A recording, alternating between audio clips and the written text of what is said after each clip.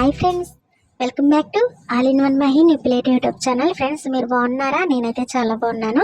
మీరు కూడా బాగుండాలని నేను మనస్ఫూర్తిగా అయితే కోరుకుంటున్నానండి. ఈరోజు రెసిపీ ఏంటి అంటే చికెన్ గ్రేవీ తోటి అయితే మేము ముందుకు వచ్చేస్తానండి. చాలా టెంప్టీగా చాలా బాగుంటుంది అనమాట కర్రీ. ఒకసారి ట్రై చేయండి. ఎలా చేసుకోవాలో మీకు ప్రిపరేషన్ చూపిస్తాను. సూపర్ ఉంటుందండి. చపాతీలోకి, రోటీల్లోకి, రైస్లోకి కూడా చాలా బాగుంటుంది. ఒక జార్ అయితే తీసుకొని మిక్సీ జారు, ఒక స్పూన్ అయితే ధనియాలు, ఒక పావు స్పూన్ అయితే జీలకర్ర వేసుకుందామండి. ఇదంతా కూడా ఫైన్గా పేస్ట్ పట్టుకోవాలన్నమాట. అందుకని చెప్పి మీకు మసాలాలు అయితే చెప్తున్నాను. దీంట్లోకి ఒక పావు ఇంచు దాల్చిన చెక్క అయితే వేసుకుంటున్నానండి. చిన్న ముక్క అయితే సరిపోతుంది అనమాట. అది వేసేసుకొని ఒక 3-4 అయితే లవంగాలు వేసుకుందామండి. ఎక్కువ ఐటమ్స్ ఏమీ లేకోకుండా సింపుల్గా ఇలా చేసుకోవచ్చండి. ఇది కూడా కమ్మగా ఉంటుందన్నమాట. దీంట్లోకి ఒక స్పూన్ అయితే వేరుశనగ గుళ్ళు అయితే వేసుకున్నాను. ఒక చిన్న కొబ్బరి ముక్క అయితే వేసుకుంటున్నానండి. గ్రేవీ కోసం అనమాట. గ్రేవీ థిక్గా వస్తుందండి, బాగుంటుంది. కొబ్బరి ముక్క కూడా వేసేసుకొని ఇందులోకి ఒక పావు ఇంచు అల్లం ముక్క అయితే వేసుకుందామండి. అరకిలో చికెన్ అయితే తీసుకున్నాను అనమాట. నేను అరకిలో చికెన్కి సరిపడా అయితే అల్లం వెల్లుల్లి కూడా వేయాలన్నమాట. ఈ ముక్క అయితే సరిపోతుందండి, దీనికి పట్టేస్తుంది అనమాట. ఈ ముక్క వేసేసేసుకొని వెల్లుల్లిపై కూడా ఒక వెల్లుల్లి అయితే ఒలిచేసేసి వేసేసుకుందామండి. పొట్టేమిటి అవసరం లేదనమాట, వెల్లుల్లి అలా వేసేసుకోవచ్చు. చికెన్ చూసారు కదా, అరకిలో అయితే ఉందండి. ఆ చికెన్కి సరిపడగానే మనం మసాలాలు వేస్తున్నాము.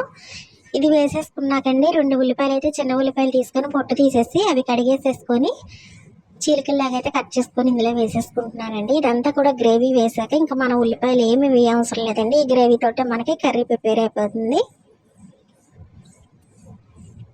ఈ ఉల్లిపాయలు వేసేసుకొని మెత్తగా ఫైన్గా పేస్ట్ అయితే పట్టేసేసుకుందామండి.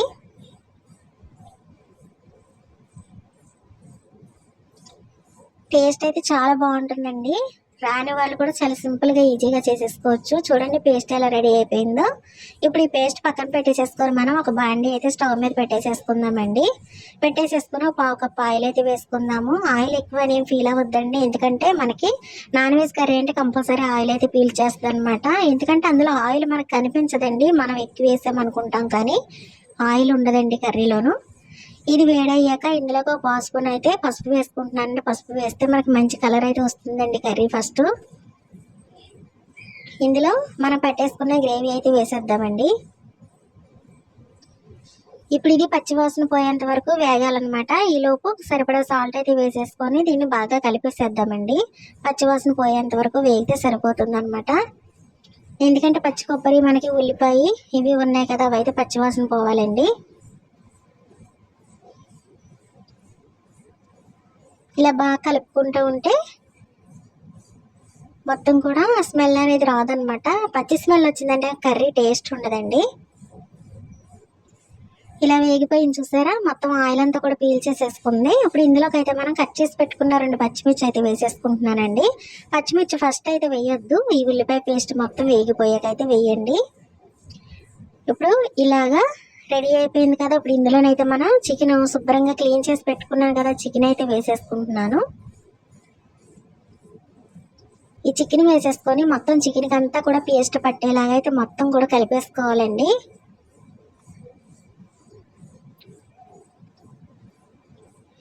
బాండీ జరిగిపోతుంది, అందుకని నేను పట్టుకరతో అయితే పట్టుకున్నానండి. ఎందుకంటే మనం బాండీలు వాడుతుంటాం కదా, అడుగున సాఫ్ట్గా వచ్చేసినట్టు అయిపోయి స్టాండ్ మీద జరిగిపోతుంటాయండి. నాకైతే ముందే జరిగిపోతుంది అనమాట ఈ బాండీ పెట్టుకుంటే. కాకపోతే ఇందులో చేస్తే నాకు అడుగు అంటుకోకుండా పర్ఫెక్ట్గా వస్తుందని దీన్ని వదలలేకపోతున్నానండి నేను. ఇప్పుడైతే సరిపడగా స్పైసీనెస్కి తగ్గట్టుగా అయితే నేను 2 స్పూన్ల కారం వేసుకున్నానండి. వేసేసుకొని ఇదంతా కూడా బాగా కలిపేసేసి దీనిపైన అయితే ఒక 5 నిమిషాలు మూత పెట్టేసేసి వదిలేద్దామన్నమాట. వదిలేస్తే ఆ పచ్చివాసన, కారం పచ్చివాసన అదంతా కూడా బాగా పోతుందన్నమాట. పోయి ఉప్పు కారం అన్నీ కూడా ముక్కకి పర్ఫెక్ట్గా పడతాయండి. చూసారా, ఆయిల్ రిలీజ్ అవుతుంది చూసారా బయటికి, అలా వస్తుందంటే మనకి కర్రీ దగ్గర పడుతున్నట్టు అనమాట. తెలిసిన వాళ్ళకి కాదండి, తెలియని వాళ్ళకైతే చెప్తున్నాను. ఎందుకంటే మనకి ఎన్ని తెలిసినా సరే ఒక్కొక్క ఐటమ్ అయితే మనకు తెలియదు కదా, అందుకని చెప్తున్నానండి. ఇప్పుడు ఇది బాగా మగ్గుతుంది కదండి.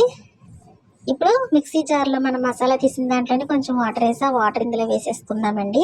ఎంతో కాదండి, ఒక చిన్ని గ్లాసులు అనమాట, 3 గ్లాస్ అంత వాటరు. ఇప్పుడు దీంట్లోకి కొత్తిమీర అయితే వేసేసుకుంటున్నాను. ఇక కర్రీ అనేది మనకి పర్ఫెక్ట్గా రెడీ అయిపోయినట్టే, కాకపోతే కొంచెం అవ్వాలన్నమాట. ఇప్పుడైతే ఈ బాండి తీసేసి అటే స్టవ్ మీద సెట్ చేసేసుకొని నేను పెనం పెట్టేసుకొని, నాకండి నైట్ డిన్నర్లోకి అయితే నేను రైస్ తినట్లేదు అని చెప్పాను కదా, ఇప్పుడు నాకు చిన్న ఊతప్పం అయితే వేసుకుంటున్నానండి. అంటే దోసపిండి ఉంది అనుకున్నాను, లేదు అయిపోయిందంట. ఊతప్పం అయితే వేసుకొని ఆ ఊతప్పంలోకి అయితే చికెన్ గ్రేవీ వేసుకొని తింటానండి. ఏమో ఎలా ఉంటుందో తెలీదు, ఫస్ట్ టైం అనమాట. ఎవరైనా తినుంటే నాకు కామెంట్ చేయండి. ఇంకా ఇలాగ అంటే ఎక్కువ మందంగా కాకుండా పలుచగానే వేసుకున్నానండి. నైట్ ఫుడ్ అనేది లైట్గా తింటేనే బెస్ట్ కదా. ఇలా వేసేసుకున్నాను. దీని మీద అయితే కొంచెం ఆయిల్ వేసేస్తే ఇది రెడీ అయిపోతుందండి మనకి. ఒక పక్క అయితే అటువైపు సిమ్లో పెట్టాను అనమాట కర్రీ, అది కూడా రెడీ అవుతుంది. ఒకసారి చూడండి, అసలు కలర్ ఎంత కలర్ఫుల్గా ఉందో